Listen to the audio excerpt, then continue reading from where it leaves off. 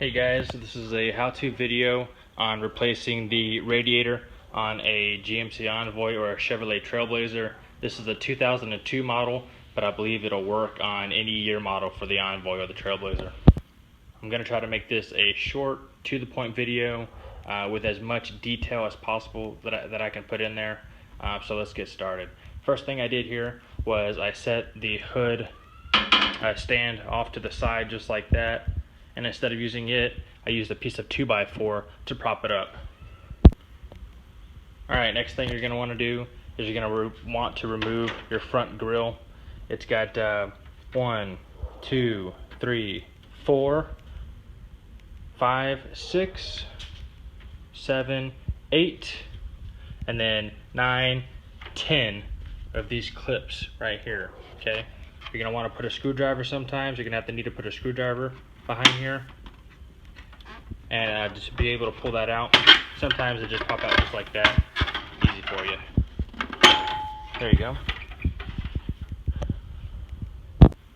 Alright guys, next thing you're going to want to do is remove 1, 2, 3, 4, 5, 6 bolts.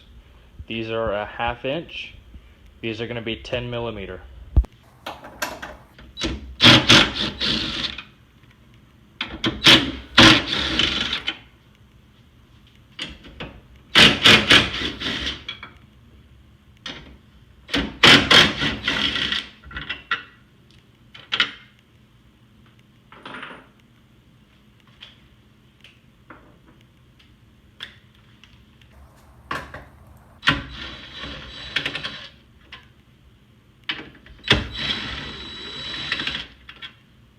Next thing you're going to want to do is remove these 2 bolts. They're also 1/2 inch.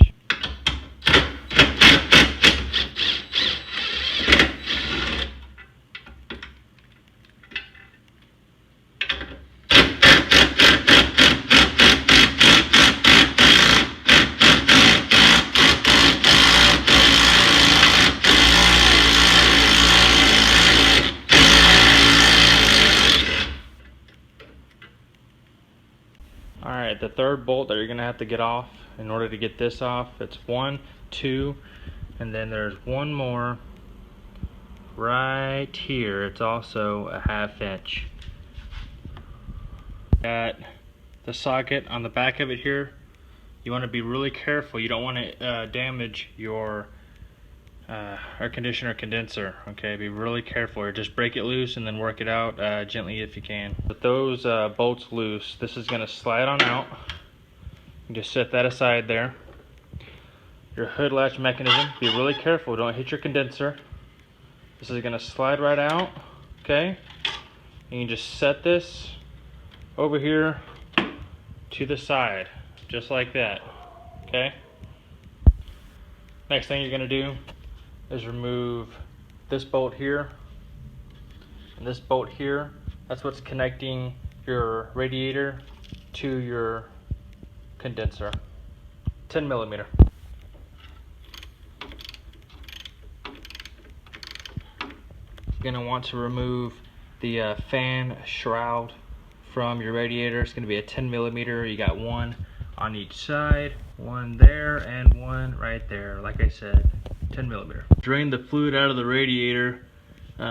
Make sure your engine is cold. Obviously, you don't want to be doing this with hot water and coolant still in the radiator. On the 2002 and 2003 models, the OEM radiator actually has a petcock right here. On models after that, guys, I think you're gonna have to undo your lower radiator hose to get this fluid out of here. But for us, with the 2002 and 2003 models, what you want to do is use a pair of pliers or something and just turn this counterclockwise slowly.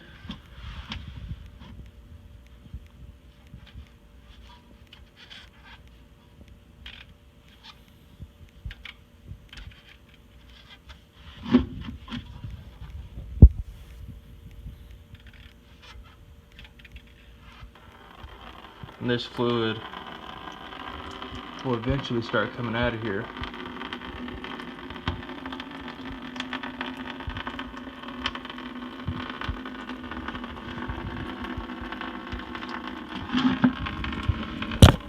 something that will help this is undoing the cap so that air can get into the system.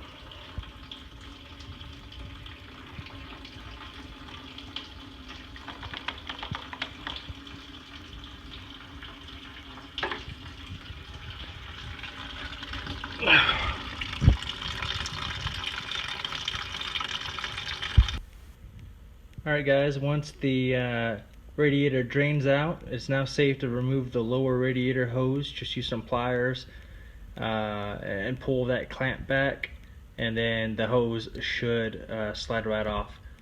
Now's a good time to just go ahead and replace these rubber hoses. If you haven't already, remove the top and the bottom, and I'll put the part numbers in the description there. Because as you can see, that's just, it's getting dry, rotted, it's not looking too good. Now's a good time to replace it. Next thing you're going to want to do is, if you slide these plastic clips back here, there is see if I can get you a good view in here. Yeah, if you can see right here, there's a clip. If you pry this clip out of here, obviously these are your transmission lines. They run into this cooler. It cools off your transmission fluid and puts it back in the transmission. These lines are going to be full of fluid, so either get a rubber hose or something, find some way to tap off the end of these so that you don't lose that much transmission fluid. Also, you're going to lose some transmission fluid in this radiator. I'm not sure how much it's going to be yet, but make sure you check your transmission fluid as well to make sure that you don't, lose a whole lot of fluid. I'll let you know at the end of this video how much fluid I actually lose or how much I'm going to have to add. But I'm going to go ahead and remove these. You can use a flathead, small flathead screwdriver. And I'm going to get these off. It's going to be hard to do it with on camera. Got the two lines off. You can see that this one's still dripping a little bit. My new radiator actually came with these green little rubber caps that you can put at the end of these lines. You can see they're not the best now. They're not the best, but it is better than nothing. I'm gonna see if I can get this one to stop leaking so much. But that's how messy it's gonna be, and it's about to get a lot messier once that line pops off. Guys, here's the old, there's the new. We're about to put that bad boy back in there. There's some JB Weld that I tried to use. It did help actually. JB Weld helped for about 2 weeks. Anyways, finally got it out of here.